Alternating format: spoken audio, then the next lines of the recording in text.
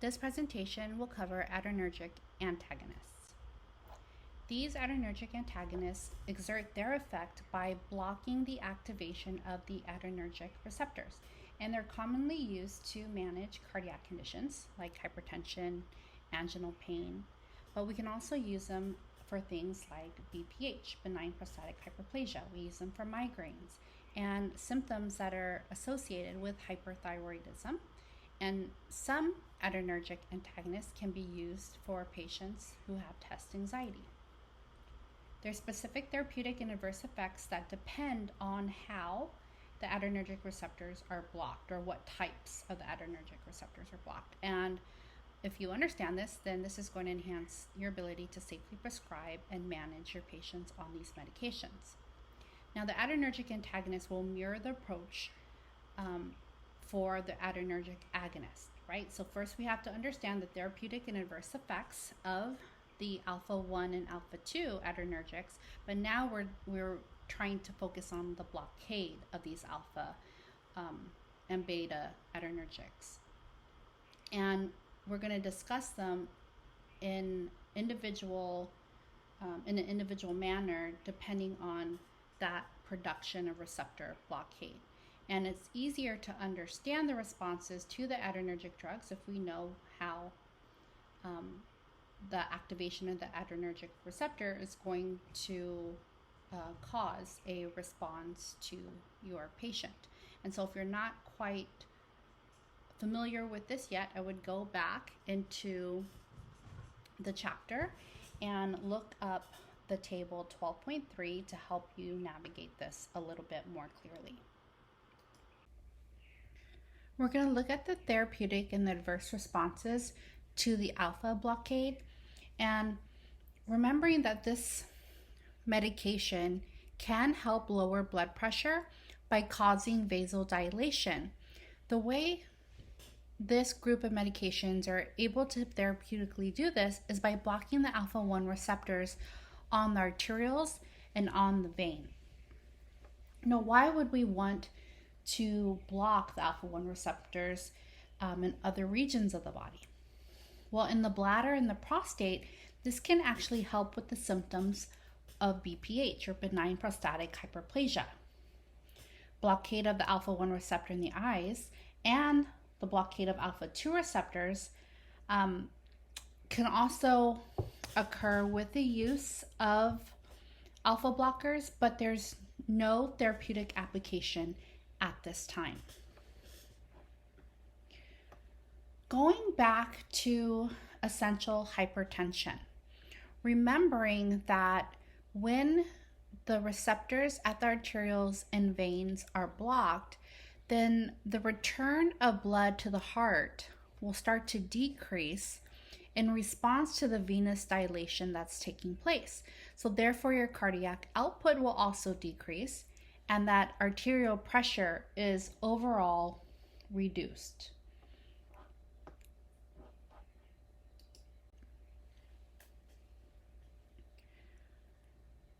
With an overdose of an alpha adrenergic agonist, this can produce hypertension that's secondary to the excessive activation of an alpha 1 receptor on the blood vessel.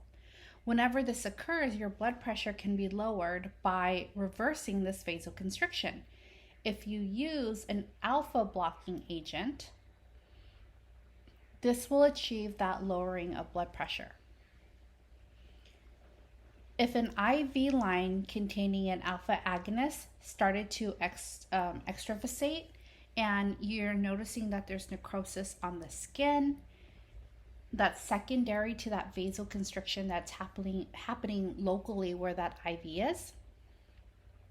By infiltrating that region with an alpha adrenergic agonist, we can block the vasoconstriction and help prevent injury from further causing necrosis and moving to a larger area, causing more vasoconstriction.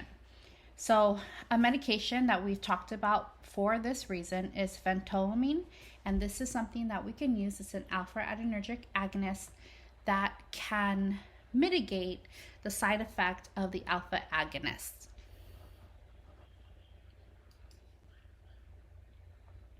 Going back to BPH, we know that this is the result of living so long that there is a proliferation of cells that starts to occur in the prostate gland. And when the cells get enlarged with hyperplasia, your patient's going to complain of symptoms like dysuria, frequency of urination during the daytime, and also nocturia, waking up more than 2 times at night to void. They'll even have urinary hesitancy where they're not able to initiate the void, and also urgency. Some patients with BPH will also have difficulty voiding and have a PVR or post-void residual. There's also going to be a reduction in the size and the force of that urinary stream. Well, all of these symptoms, and sometimes only some of these symptoms, can be improved with drugs that will block that alpha-1 receptor. And the reason it's able to help with BPH symptoms is because we're going to have a reduction in the contraction of the smooth muscle in that prostatic capsule. Therefore, that bladder neck, the trigone, and the sphincter as well are going to have a reduction in contraction. This overall is going to help with a lot of the signs and the symptoms that you're seeing of BPH, especially the ones that are most uncomfortable, like the urinary urgency, difficult initiating, and low or reduction of the size and the force of the stream. Pheochromocytoma is a catecholamine secreting tumor, and it's derived from the cells of the sympathetic nervous system, or the SNS, and they're usually located in the adrenal medulla. If the secretion of catecholamines is sufficiently great, then your patient is going to have sustained and persistent hypertension, remembering that the catecholamines are epinephrine and norepinephrine. And that principal cause of hypertension is that activation of alpha-1 receptors on your blood vessels.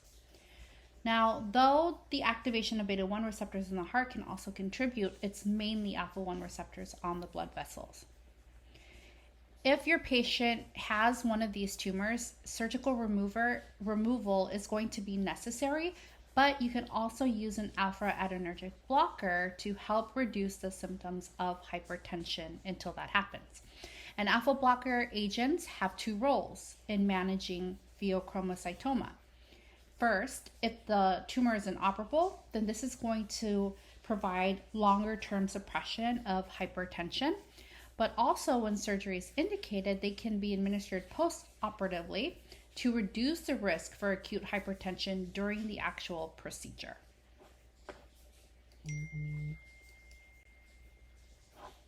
Raynaud's syndrome or disease is a peripheral vascular disorder, and you may have remembered this from health assessment class, where there's the vasospasm in the toes and in the fingers.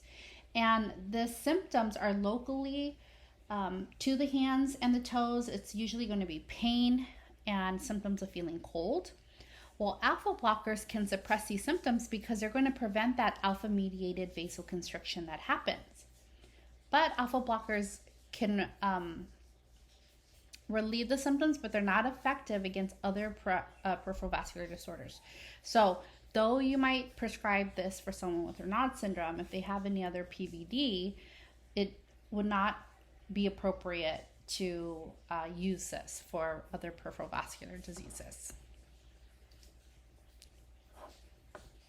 The most significant adverse effect of an alpha-adrenergic antagonist results from the blockade of the alpha-1 receptor. There are some things that can happen with the alpha-2 blockade as well, but they're usually a little bit more minor. Now, orthostatic hypertension is something you need to understand, or sometimes called postural hypertension, because it's the most serious adverse effect to an alpha-adrenergic blocker. When I prescribe alpha-adrenergic blockers to my patients, specifically, like let's say I'm giving an alpha-adrenergic blocker to a gentleman with BPH, I'm forewarning them that they may experience this type of hypertension. It can reduce the blood flow to the brain. It can cause dizziness, lightheadedness, and even syncope. Now, the cause of orthostatic hypertension is that blockade of alpha receptors on the veins, which is going to reduce your muscle tone in the venous wall. With this reduction in venous tone, your blood is going to pool in the veins, and so when your patient stands, you're going to have that pulling down. As a result, once that return of blood to the heart is reduced, it's going to decrease cardiac output, causing that blood pressure to fall. So please inform your patients when you're prescribing them of the symptoms of orthostatic hypertension so that they can understand that they might feel lightheaded, dizzy, and be very careful upon standing. Make sure that they're sitting and moving from a sitting or lying position to standing position very slowly. Also, make sure that they are informed that orthostatic hypotension can be minimized by avoiding these abrupt sudden movements from supine to sitting to standing up or to an erect position. So moving very slowly is key. And also over time, some of these symptoms will start to dissipate as well. Reflex tachycardia is another adverse effect of an alpha-1 blockade. Alpha adrenergic antagonists can increase your heart rate by triggering that baroreceptor reflex. And there's 3 reasons why it happens. There's a blockade of the vascular alpha-1 receptor, causing vasodilation. Then that vasodilation is reducing your blood pressure, and the baroreceptors are going to sense this because it's a feedback loop, and it senses that reduction in blood pressure. And then in an attempt to restore your blood pressure to normal, it's going to initiate this reflex heart rate increase via the autonomic nervous system. If necessary, reflex tachycardia can be suppressed. If you can't stop this loop, you can use a beta adrenergic blocking agent to do this. And then one other one to talk about here too is nasal congestion. That alpha blockade can dilate the blood vessels of the nasal mucosa, and sometimes your patients may complain of nasal congestion while on an alpha adrenergic antagonist. Sometimes patients that are taking alpha adrenergic antagonists, especially for BPH, they will complain of the inhibition of ejaculation. Because the activation of these alpha-1 receptors is required for ejaculation, that blockade can cause sexual dysfunction. And now your patient may also need to be treated for sexual dysfunction, or they may weigh the risks and the benefit of taking the medication in the first place. But this form of dysfunction is reversible and resolvable if that alpha blocker is withdrawn, or you may again need to use a secondary medication if they are a candidate for an erectile dysfunction medication. Now, if the patient thinks that the adverse sexual effects of the blockade is unacceptable, change the medication. There are other ways to try to treat BPH symptoms because this may be more important to them at that time. Also, sodium retention and increased blood volume can happen when using an alpha-1 blockade, and by reducing blood pressure, these alpha blockers can promote renal retention of sodium and water. When you keep sodium and water, you're also keeping volume as well. The steps in this process occur with 3 different things. We're reducing that blood pressure, that alpha blockers decreasing the blood flow to the kidneys. So in response, you're going to have reduced renal perfusion. When this happens, the kidneys are going to say, well, then we need to hold on to sodium and water, and it starts to excrete less sodium and water. The net result is going to be the retention of sodium water, resulting in an increase of blood volume as well. This, in totality, is going to elevate the blood pressure. The blood flow then to the kidney is going to be increased, and as far as the kidney is concerned, everything's okay, but then your blood pressure is high. And unfortunately, when alpha blockers are used to treat hypertension, which they often are, you're going to have this compensatory elevation of blood pressure that can actually negate the beneficial effects of taking the medication in the first place. So to prevent this kidney from neutralizing the hypotensive actions that we want, Many times alpha blockers are combined with diuretics as well. So just in case your kidneys react in a way that they're trying to be stingy with the sodium water and hold on to it, if you provide a diuretic, that can take care of that and help your patient's hypertension. The most significant adverse effect with an alpha 2 blocker is the potentiation of the reflex tachycardia that can occur in response to the blockade of the alpha 1 receptors. And when this happens, it's caused by the alpha 1 blockade ultimately.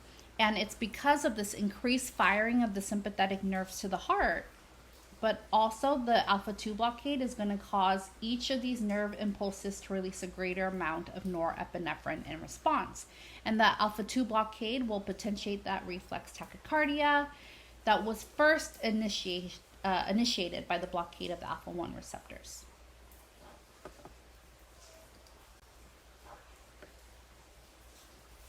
So now we're going to move on to beta adrenergic agonists. And we're going to consider the benefits and the adverse responses of using a medication that's blocking the beta adrenergic receptors. So practically speaking, all the therapeutic effects of beta adrenergic antagonists has to do with the result of blocking the beta 1 receptors in the heart. The major consequences of blocking these receptors are trying to reduce the heart rate, reduce the force of contractility, and reduce the velocity of the impulse conduction through the AV node. Because of these effects, beta blockers are useful in cardiovascular disorders. Namely, we will use them in heart failure and in hypertension. Well, what about angina pectoris? With angina, this is going to occur when oxygen supplied to the heart through that coronary circulation is insufficient and it's not meeting cardiac oxygen demands, and then your patient is experiencing pain. And sometimes these anginal attacks are precipitated by exertion, intense emotion, other health factors as well. When this occurs, beta blockers or beta adrenergic blockers are the mainstay of anti-anginal therapy, gold standard. If we block the beta 1 receptors in the heart, then the drugs can actually decrease that cardiac workload and hopefully decrease that imbalance of oxygen leading to ischemia, and it will decrease the pain. I did mention we do use it for hypertension, right? It's usually not a first line, but beta blockers were considered the drugs of choice for hypertension way back. More recent data shows that it's less beneficial than we had thought previously. And the exact mechanism by which beta blockers reduce blood flow, we don't actually really understand.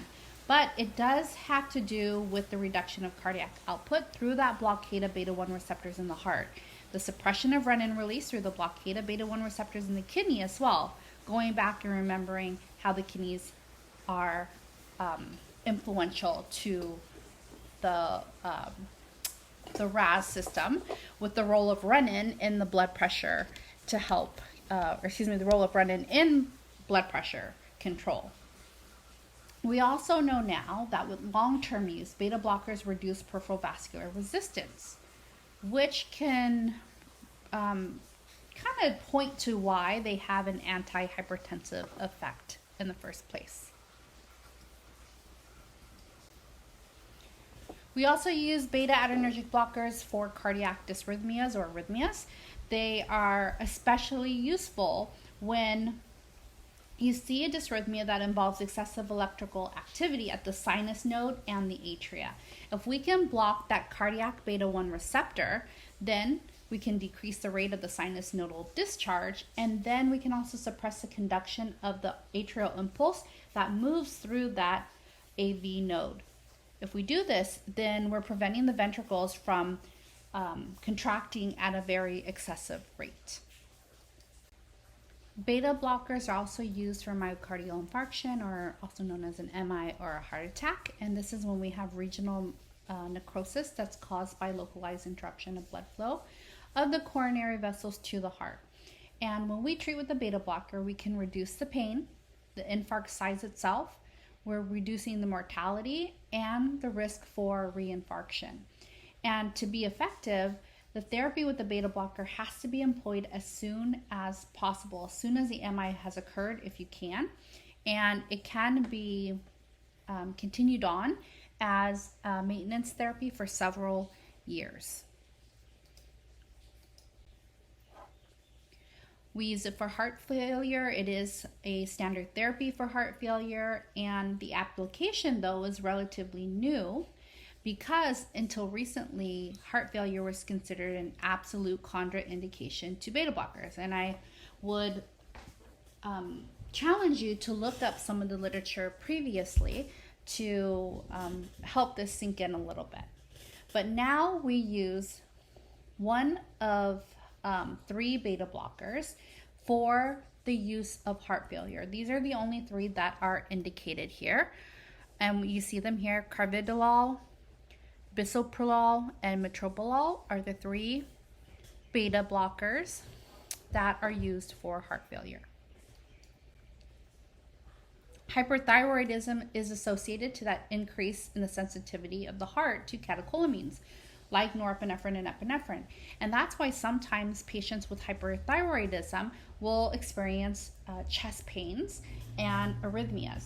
And as a result, that normal levels of the sympathetic activity to the heart will generate these tachydysrhythmias and the angina pectoris. So if we can block the cardiac beta-1 receptors, we can suppress these responses and reduce their incidence of tachydysrhythmias and anginal pain. Beta blockers are also used for migraine prophylaxis, which we learned earlier in the semester. They reduce the frequency and the intensity of migraine attacks. However, although beta blockers are effective as prophylaxis, once you have a migraine, you need to stop the medication. We don't really understand why beta blockers specifically indirectly prevent migraine, but they are not used during an actual migraine headache.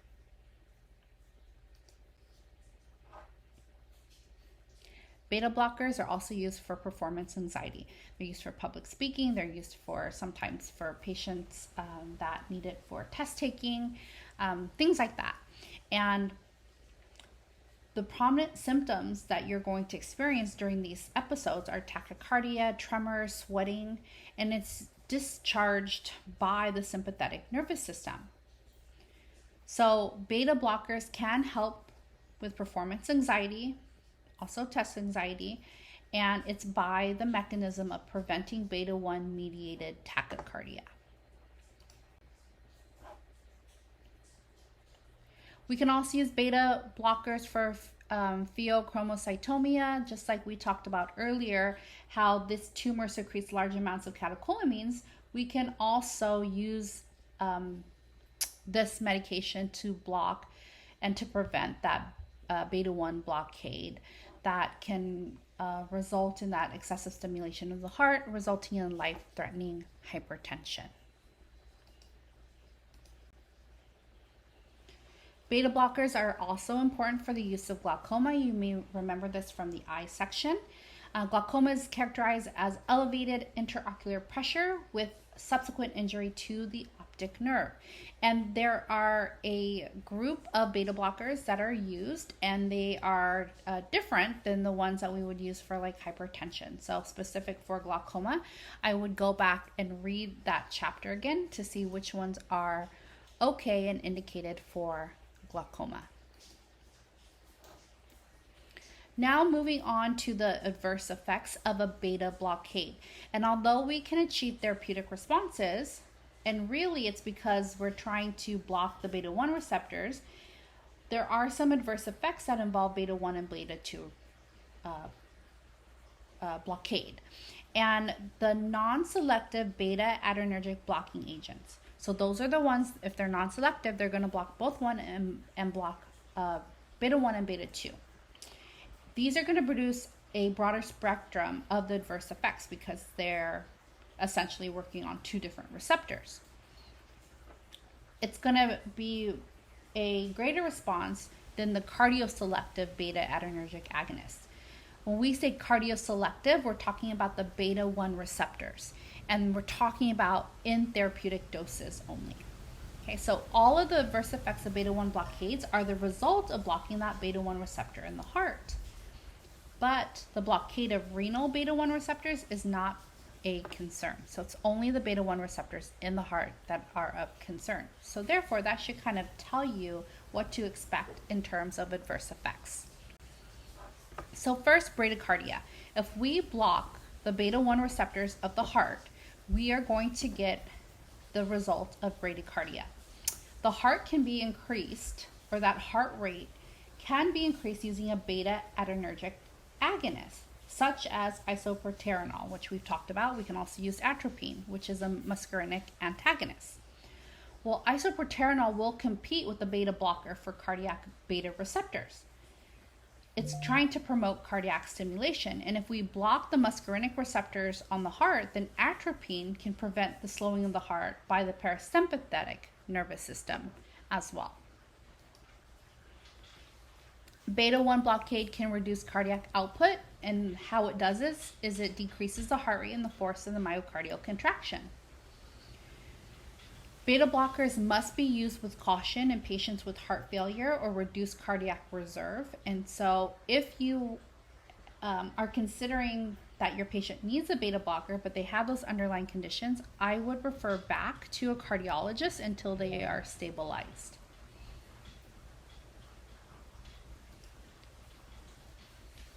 In some patients, that suppression of cardiac function with a beta blocker can actually cause new heart failure. And so you have to inform your patient of the early signs of heart failure, like the shortness of breath, waking up in the middle of the night, coughing, swelling of the extremities, and make sure that as a prescriber, you've discussed this with them so that they can stop the medication right away. And so also of note, although beta blockers can precipitate heart failure, remember we also use to treat heart failure as well. In terms of atrioventricular heart block or AV heart block, this is when we have that delay in conduction from the electrical impulses that move through the AV node. And in its most severe form, this AV block is going to prevent all the atrial impulses from reaching the ventricles. And if they don't reach the ventricles, then the ventricles don't contract. Because of the blockade of cardiac beta 1 receptors suppressing that AV conduction, it is a potential complication of beta blocker therapy that the ventricles aren't going to contract. So these drugs are contraindicated for any patient that already has a pre-existing AV block or atrioventricular heart block.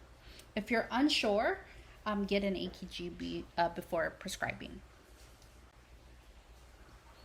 We also have to look out for rebound cardiac excitation. Long-term use of beta blockers can sensitize the heart to the catecholamines, and as a result, if you withdraw a beta blocker quickly, you are going to have anginal pain, ventricular dysrhythmias that can come out of nowhere. This phenomenon of increased cardiac activity is in response to that abrupt cessation of beta blocker therapy. We call this rebound excitation. And the risk for this can be minimized by withdrawing beta blockers gradually. So you can taper the dose in about a period of 1 to 2 weeks.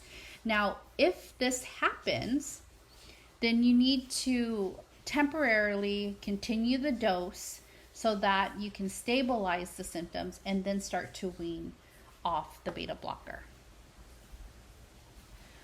Also, patients need to be warned about this abrupt cessation of treatment, hopefully to remind them too that if they are prescribed beta blocker, they can't just take it off by themselves or decide when they want to use it. They should be advised to carry an adequate supply of beta blockers with them when they are traveling.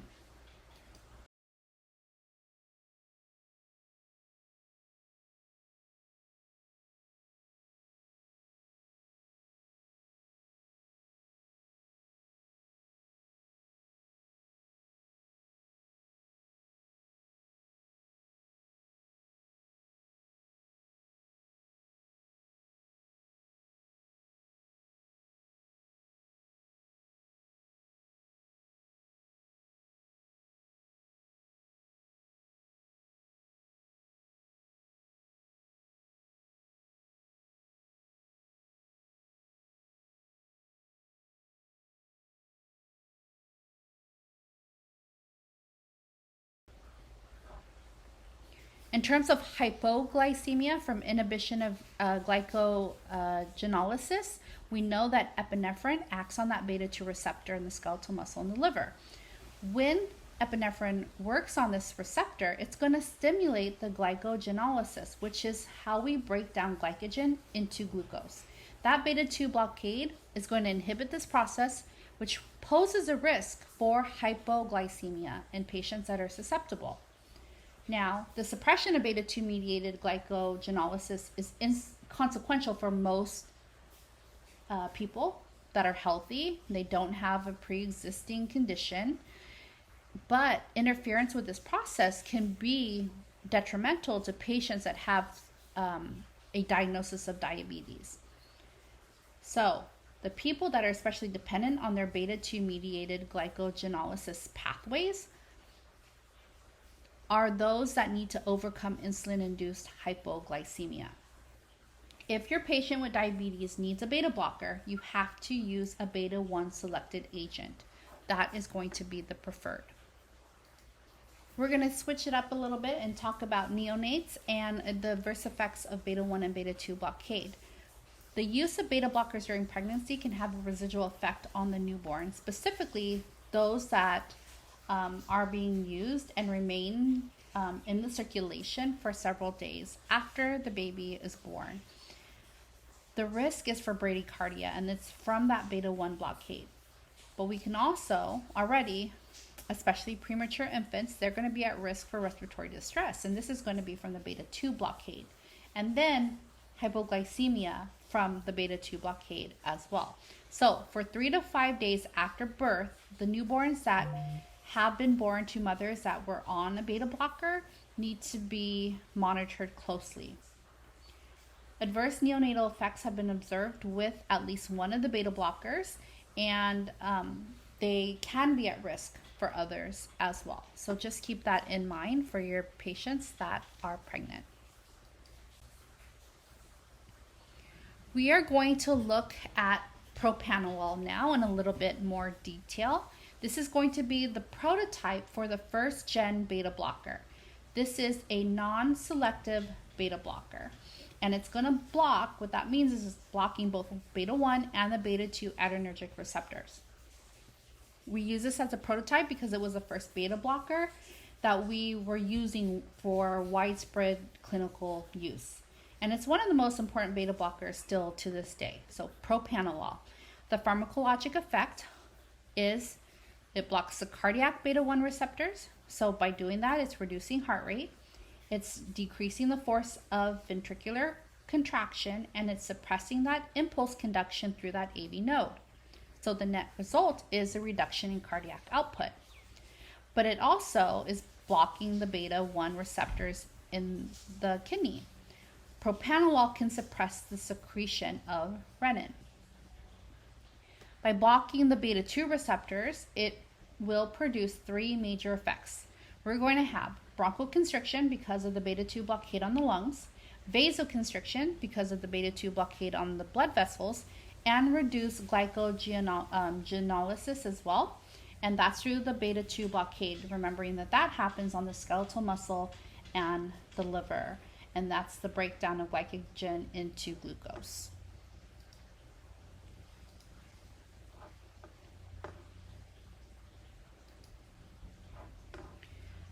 Propranolol is highly lipid soluble, and so it crosses membranes, meaning that it's going to be widely distributed to the tissues and the organs, especially in the central nervous system as well. And you can see using the next table more about the pharmacokinetics, but we do see that it's available in oral administration. Extensive metabolism is first passed through the liver, and we will see hepatic metabolism and excretion in the urine. And here's that table. Check out propranolol here. It's the third drug across. But do note that, again, it is a first-gen non-selective. And then do know that there is a difference between the cardioselective beta blockers and then the beta blockers with vasodilation as their main action.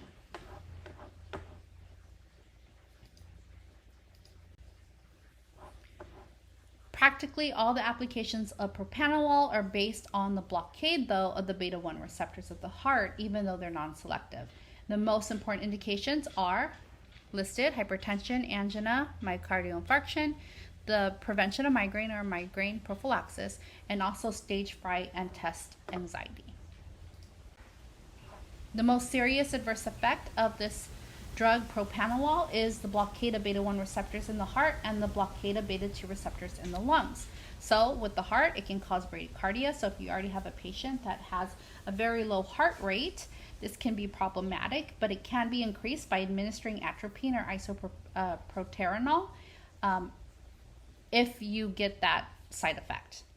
You also will have the slowing conduction of impulses through that AV node. Remember that propranolol can cause an AV heart block. So anyone with a pre-existing AV block or something that's greater than the first degree needs to be excluded from using propranolol. If you're unsure, again, get an EKG. In patients with heart failure, the suppression of myocardial contractility that can occur with propranolol can actually make it worse. This can cause heart failure. So patients need to be informed of that early signs and symptoms that we talked about earlier: shortness of breath, remembering orthopnea, night cough, swelling of the extremities, also fluid retention and weight gain as well. If this happens, they have to be instructed to notify you as the prescriber, and you would take them off immediately. Propranolol is generally contraindicated for any patients with a pre-existing heart failure, remembering that we use other beta blockers to treat heart failure. Know which ones those are. And then also the rebound cardiac excitation that can happen with abrupt withdrawal of propranolol. So reminding them to taper off over a period of 1 to 2 weeks, and they should always travel with enough, because if for some reason they're not able to get it and they run out of their medications or they lose it, they're at risk for tachycardia and ventricular dysrhythmias. The adverse effects of propranolol are bronchoconstriction, the inhibition of glycogenolysis, and which we've talked about, so I won't repeat that, and the central nervous system effects. It can cross that blood-brain barrier pretty readily, and so it can access the sites in the CNS. So you might see a variety of CNS type reactions like depression, insomnia, nightmares, and hallucinations. But these type of CNS effects are very rare. Still, make sure that you explain this to your patients so that they're aware of this. And because of the possible risk of depression, you want to make sure that you are thinking about this before prescribing propranolol to anybody that may already have a mental health disorder. You can worsen it with the use of propranolol. Now the drug interactions. I think this is really important to remember. Channel calcium blockers. The two cardiac effects of two calcium channel blockers, verapamil and diltiazem. These are going to be identical to propranolol. Reduction of heart rate, suppression of the AV conduction, and the suppression of myocardial contractility, which we've talked about earlier this semester. So when you give propranolol in combination with this drug, then there's going to be excessive cardiosuppression. So again, when you are taking calcium channel blockers and propranolol, you can have excessive cardiosuppression. It's not good. As discussed previously with propranolol, we have that recognition of insulin-induced hypoglycemia because we're blocking glycogenolysis, which is our body's mechanism for correcting hypoglycemia. When we have hypoglycemia, our body understands this, then it reacts on the skeletal muscles and the liver, and it's going to break down glycogen into glucose for our body to raise up our glucose. So just understand how it works in connection with insulin. Just in general, you have to establish an effective dose for two reasons. Patients vary widely in their requirements for propranolol. And there's also poor correlation between blood levels of propranolol and therapeutic effects, so therefore we don't really get those levels. They're not very useful. But if the sympathetic activity is high, the dose needs to reduce the receptor activation will also be high as well. Conversely, if sympathetic activity is low, then low doses will usually be sufficient to produce the receptor blockade that you're looking for. Because the sympathetic activity varies so quickly, patients on propranolol, those requirements are going to vary very widely as well. So you have to monitor and adjust very closely. It's not just a matter of I'll see you in a few months, but you're really monitoring much more closely than some of the other drugs that you may be used to working with. Typical dosing for propranolol and other beta blockers, you can see or provided on the table, but I will not test you on the specific dosages for the final. Lastly, the warnings of propranolol and the contraindications. Remember again, it can exacerbate heart failure. AV heart block, sinus bradycardia, asthma, and bronchospasms are things that could occur as well. So with that being said, you can see here who would not be a candidate for propranolol. The drug is contraindicated for patients with these disorders. Use with caution also with any patient with a history of depression because it can cause a deeper depression. And then lastly, with neonates, remembering that it can affect the beta 1 and the beta 2 as well.